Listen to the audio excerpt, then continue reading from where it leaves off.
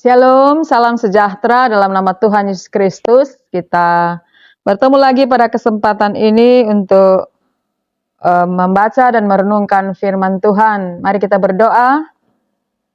Kami bersyukur kepadamu Bapa dalam nama Tuhan Yesus yang telah memberikan kami kesempatan untuk hari ini kami bertemu lagi dan akan membaca dan merenungkan firman Tuhan.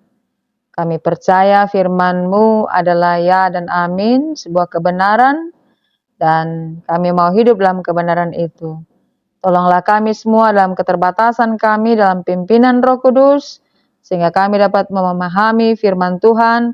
Roh Kudus menguasai hati dan pikiran kami, sehingga kami tidak hanya mendengar saja, tapi menjadi pelaku firman-Mu. Jadi berkat buat hidup kami, bagi hamba-Mu Tuhan dalam menyampaikan firman-Mu. Dalam nama Yesus, firman yang hidup kami berdoa. Amin. Bapak, Ibu, Saudaraku yang kekasih dalam nama Tuhan Yesus, bacaan kali ini ada di 1 Tesalonika 5 ayat 1 sampai 11. 1 Tesalonika 5 ayat 1 sampai ayat 11. Dengan judul berjaga-jaga. Tetapi tentang zaman dan masa, saudara-saudara tidak perlu dituliskan kepadamu. Karena kamu sendiri tahu benar-benar bahwa hari Tuhan datang seperti pencuri pada malam. Apabila mereka mengatakan semuanya damai dan aman, maka tiba-tiba mereka ditimpa oleh kebinasaan. Seperti seorang perempuan yang hamil ditimpa oleh sakit bersalin.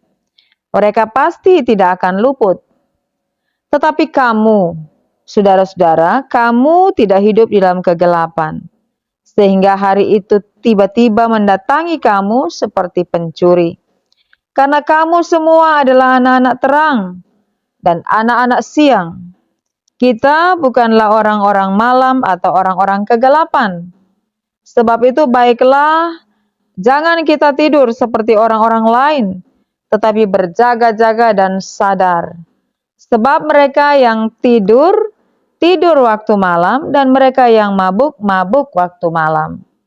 Tetapi kita yang adalah orang-orang siang, baiklah kita sadar, berbaju sirahkan iman dan kasih, dan berketopongkan pengharapan keselamatan.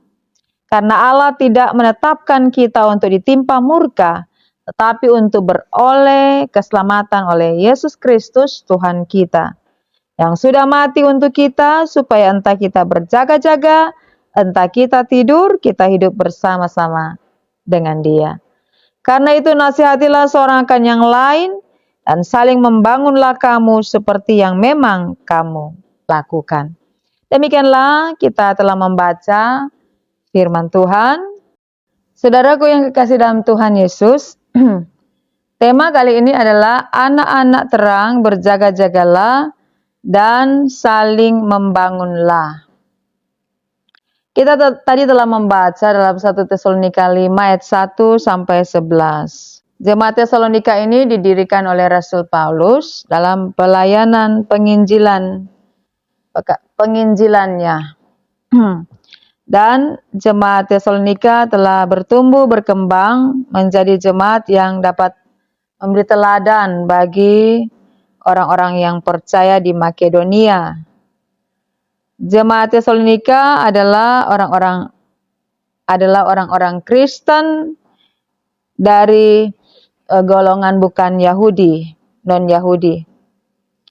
Nah, waktu itu terjadi pengajaran sesat yang tidak mengakui adanya kebangkitan dan kedatangan Tuhan Yesus Kristus kembali. Jadi Rasul Paulus menuliskan surat ini ke jemaat Tesalonika dalam rangka untuk kembali menguatkan iman supaya mereka tetap teguh berpengharapan pada Tuhan dan menantikan kedatangan Tuhan Yesus Kristus kembali. Maka pengajaran atau nasihat yang disampaikan oleh Rasul Paulus ini tentang eskatologi, tentang hari Tuhan, atau pengharapan eskatologi tentang kedatangan Tuhan Yesus Kristus. supaya mereka mengerti bagaimana mempersiapkan untuk menyambut kedatangan Tuhan Yesus Kristus. Nah, dalam ayat 1 dikatakan bahwa tetapi tentang zaman dan masa tidak perlu dituliskan kepadamu. Jadi di ayat 1 ini melalui Rasul Paulus, dia berkata bahwa Tuhan tidak memberitahu kapan waktunya Tuhan Yesus itu datang ke dalam dunia, datang kembali. Tidak diberitahukan tanggal berapa, bulan apa, tidak ada ayatnya di sana. Dan di ayat 1 ini bicara tentang konsep waktu, bahwa tentang zaman dan masa tidak perlu dituliskan kepadamu, karena memang Tuhan tidak memberitahukannya, hanya tanda-tandanya saja ada di bagian kitab yang lain. Dijelaskan di sini bahwa kedatangan Tuhan itu akan terjadi, dan kedatangan Tuhan Yesus Kristus ke dalam dunia ini itu seperti pencuri. Artinya kita tidak bisa menyangka kapan itu pencuri datang. Nah, kedatangan Tuhan seperti itu. Kita tidak bisa menyangka kapan kedatangan Tuhan Yesus kembali dalam dunia ini terjadi. Sama seperti pencuri tidak datang ke tempat di mana dia akan mencuri dan tidak memberitahukan lebih dulu. Sehingga untuk itu perlu kewaspadaan. Nah, ayat 3, apabila mereka mengatakan semuanya damai dan aman, maka tiba-tiba mereka ditimpa oleh kebinasaan. Nah, yang berkata semuanya damai dan aman-aman saja, golongan orang yang berkata demikian adalah orang yang tidak waspada dan tidak berjaga-jaga. Tidak waspada, tidak berjaga-jaga, tidak mempersiapkan diri, dan tidak mau tahu tentang kedatangan Tuhan Yesus Kristus. Tiba-tiba mereka ditimpa oleh kebinasaan seperti seorang perempuan yang hamil ditimpa oleh sakit bersalin. Mereka pasti tidak akan luput. Nah, sama seperti itu. Tidak berjaga-jaga karena mereka berpikir, menyangka bahwa semua damai dan aman. Karena semua damai dan aman, tidak perlu mempersiapkan diri, tidak perlu waspada. Lalu ayat 4 mengatakan bahwa tetapi kamu, berarti kamu jemaat di Tesalonika, kamu berbeda dengan apa yang disampaikan di ayat 3 yang mengatakan semua dalam keadaan damai dan aman saja, maka tidak ada sesuatu yang perlu dipersiapkan. Tetapi kamu saudara-saudara, kamu tidak hidup di dalam kegelapan. Jadi yang ayat 3 mau mengatakan bahwa mereka yang berkata damai dan aman itu adalah mereka hidup dalam kegelapan. Tetapi kamu saudara-saudara, kamu tidak hidup di dalam kegelapan. Sehingga hari itu tiba-tiba mendatangi kamu seperti pencuri. Artinya kamu tidak hidup dalam kegelapan, kamu tidak sama dengan mereka. Makanya kamu mempersiapkan diri sehingga ketika pun hari kedatangan Tuhan itu terjadi, kamu sudah siap untuk itu, untuk menghadapinya. Yang tidak siap, ya tentu tidak sanggup menghadapi hari kedatangan Tuhan. Lalu ayat 5. Karena ayat 5 ini mau menjelaskan ayat 4. Karena kamu semua adalah anak-anak terang dan anak-anak siang. Anak-anak terang itu sama dengan anak-anak siang. Anak-anak terang, anak-anak yang hidup dalam terang, anak-anak siang. Kita bukanlah orang-orang malam atau orang-orang kegelapan. Jadi diperbandingkan kamu jemaat Tuhan, kamu adalah anak-anak terang. kamu adalah anak-anak siang. Diperbandingkan dengan orang-orang malam atau orang-orang kegelapan. Karena kamu adalah anak-anak terang, anak-anak siang, maka kamu mempersiapkan diri untuk hidup dalam perang. Tapi orang-orang malam, orang-orang dalam kegelapan tidak mempersiapkan diri. Tidak waspada. Tenang-tenang saja. Ayat 6, sebab itu baiklah, jangan kita tidur seperti orang-orang lain, tetapi berjaga-jaga dan sadar. Sebab itu baiklah jangan kita tidur seperti orang-orang lain. Janganlah kamu sama dengan orang-orang lain yang tidak waspada, tidak berjaga-jaga, tidak mawas diri, dan tidak sadar. Itu ayat 6, ayat 7, sebab mereka yang tidur, tidur waktu malam, dan mereka yang mabuk, mabuk waktu malam. Ayat 7. Tidur di sini maksudnya tidur secara rohani. Tidur secara rohani, tidak mengalami pertumbuhan iman, tidak mengalami kebangunan rohani. Tidur waktu malam, dan mereka yang mabuk, mabuk waktu malam. Mabuk di sini adalah orang yang kehilangan penguasaan diri. Mabuk adalah orang yang mabuk biasanya terjadi pada malam hari. Tapi orang yang sadar adalah orang-orang siang, orang-orang terang, orang-orang yang mengalami kebangunan rohani, mengadakan persiapan dalam menghadapi segala sesuatu.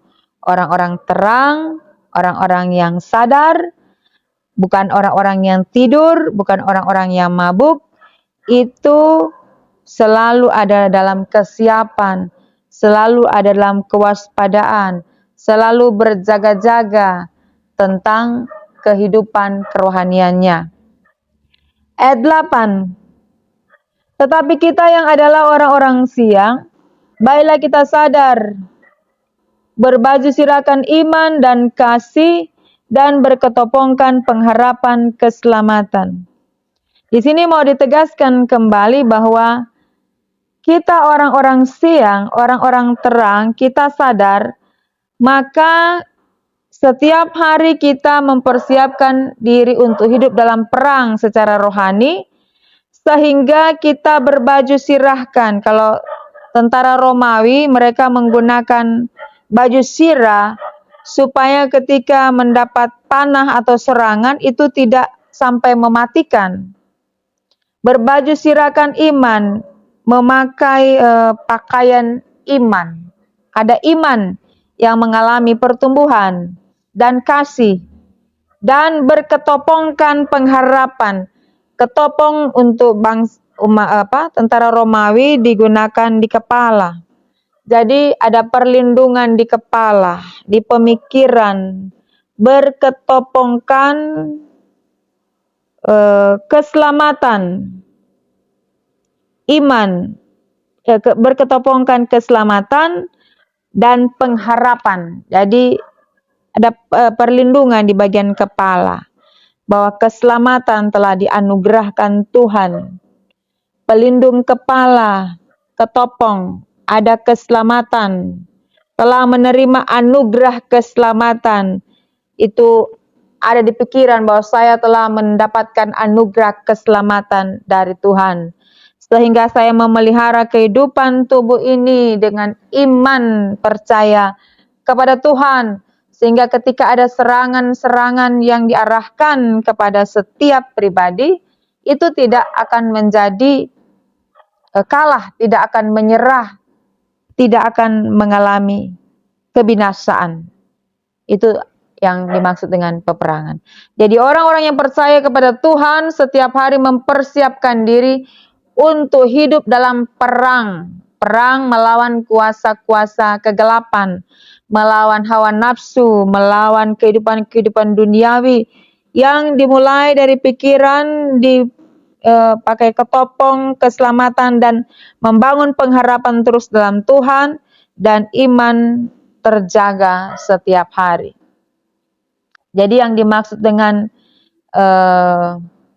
tidur, orang-orang yang ada dalam kegelapan, orang-orang yang ada dalam terang, itu adalah pengertian secara rohani.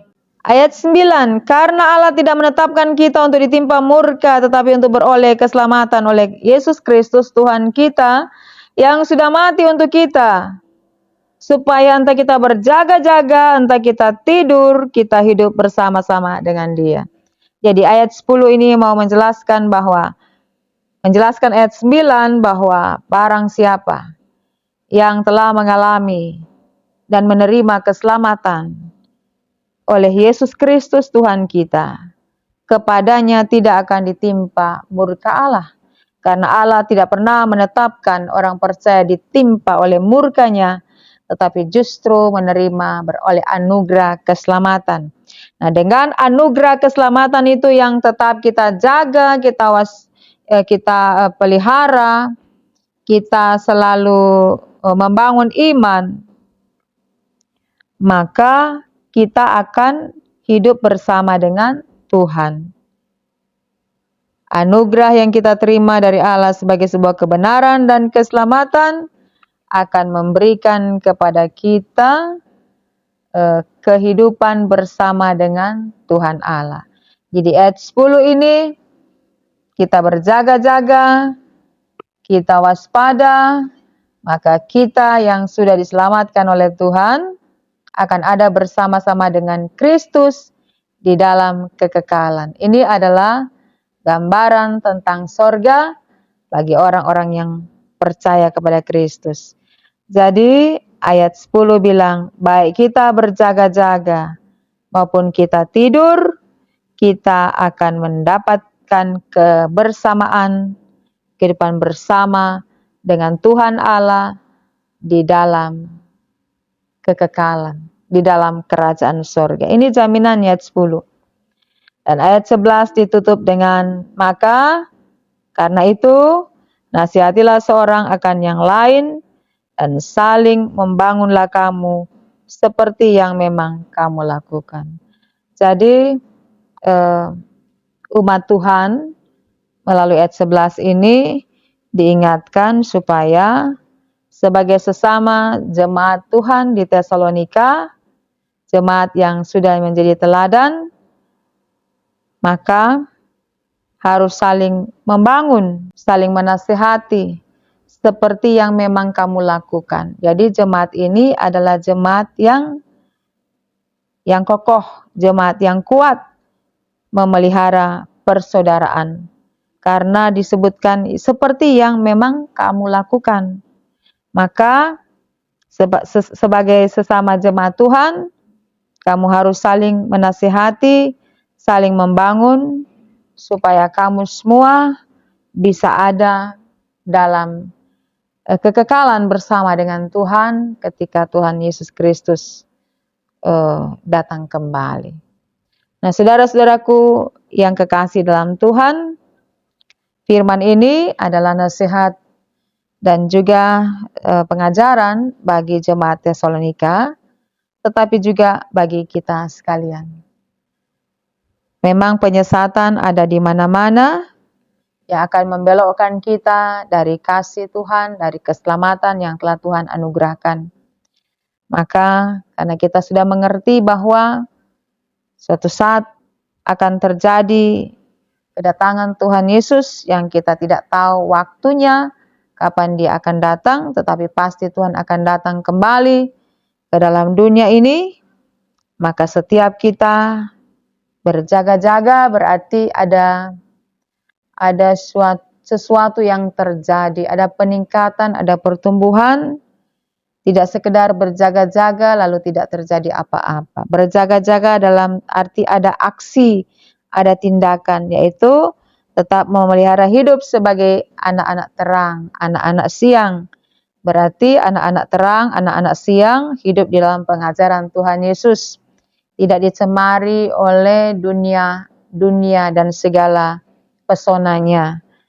Yang demikian dalam Alkitab ini, dalam firman ini disebut mereka seperti anak-anak dalam kegelapan, anak-anak gelap, orang-orang kegelapan, orang-orang malam, mereka tidur, mereka mabuk, itu adalah orang-orang yang mengabaikan tentang kedatangan Tuhan. Mereka menganggap itu sesuatu yang remeh, dan karena itu mereka tetap sesuka hati atau tidak waspada, tidak berjaga-jaga dan merasa bahwa semua baik-baik saja. Tetapi ketika disampaikan firman ini kepada kita, kita tidak perlu tahu Tuhan itu kapan datangnya, tetapi pasti Dia akan datang. Soal waktu, kapan, dalam situasi apa, tidak menjadi urusan kita. Tetapi firman Tuhan mengatakan, karena kita sudah tahu Tuhan pasti akan datang, kapan waktunya kita tidak tahu, yang diberikan kepada kita adalah nasihat, peringatan, supaya kita tetap berjaga-jaga, dan itu dilakukan setiap hari. Dan karena itu, setiap hari kita berperang dengan kuasa-kuasa kegelapan, dengan godaan-godaan dalam dunia ini. Kita terus berperang, itu cara kita berjaga-jaga, menjaga hidup kita tidak tercemar, tetap hidup dalam Tuhan dan firman-Nya, sehingga kapanpun hari Tuhan itu terjadi, kapanpun Tuhan Yesus Kristus datang kembali, kita tidak lagi takut, kita tidak lagi cemas, karena setiap hari kita telah mempersiapkan diri. Entah itu malam, entah itu siang, kapan saja orang yang berjaga-jaga akan tetap aman dan selamat. Dan kiranya Tuhan tetap memberikan kepada kita cintanya dan pengharapan supaya kita tetap berjalan di jalan Tuhan, menjaga keselamatan, kasih Tuhan yang sudah Ia anugerahkan kepada kita. Setiap hari terjadi peningkatan, perkembangan, pertumbuhan kerohanian di dalam hidup kita, dalam rangka kita menantikan kedatangan Tuhan Yesus kembali ke dalam dunia ini. Tuhan Yesus memberkati kita sekalian. Amin. Mari kita berdoa. Terima kasih banyak Tuhan, Engkau mengingatkan kami lagi melalui firman-Mu ini, sehingga kami menjaga hidup kami supaya tetap dalam kebenaran dan kehendak Tuhan, kami tetap waspada, kami berjaga-jaga, menjaga keselamatan yang sudah Engkau karuniakan, dan ketika Tuhan datang kembali, kami dapat bersama-sama dengan Tuhan dan hidup di dalam kemuliaan-Mu. Dalam nama Yesus kami berdoa. Amin.